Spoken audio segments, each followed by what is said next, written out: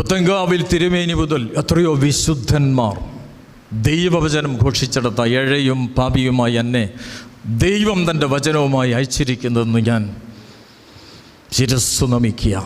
തമ്പുരാനെ, അവിടുന്ന് അരുൾ ചെയ്തു, നിൻ്റെ വായ് വിസ്താരത്തിൽ തുറക്കുക, ഞാനതിനെ നിറയ്ക്കാം. വാഗ്ദത്തങ്ങളിൽ വിശ്വസ്തനും വാക്കുമാറാത്തവനുമായൊരു ദൈവം കഴിഞ്ഞകാല ജീവിതങ്ങളിൽ കൂടെയിരുന്നു, ഇന്നും കൂടെയിരുന്നു, നാളെയും കൂടെയിരിക്കും. ഏതെങ്കിലും വിഷയത്തിൽ പ്രതിസന്ധിയിലോ പ്രയാസത്തിലോ രോഗത്തിലോ ദുഃഖത്തിലോ കഷ്ടത്തിലോ ആയിരിക്കുന്നെങ്കിൽ എൻ്റെ മുഖത്തേക്ക് നോക്കരുത്, തമ്പുരാൻ്റെ മുഖത്തേക്ക് നോക്കുവാൻ. പരിശുദ്ധ നോമ്പിൻ്റെ 36-ാം ദിവസം ഒരിക്കലും ദൈവത്തെ കാണാത്തവൻ, ക്രിസ്തുവിനെ കാണാത്തവൻ ജന്മന അന്ധൻ.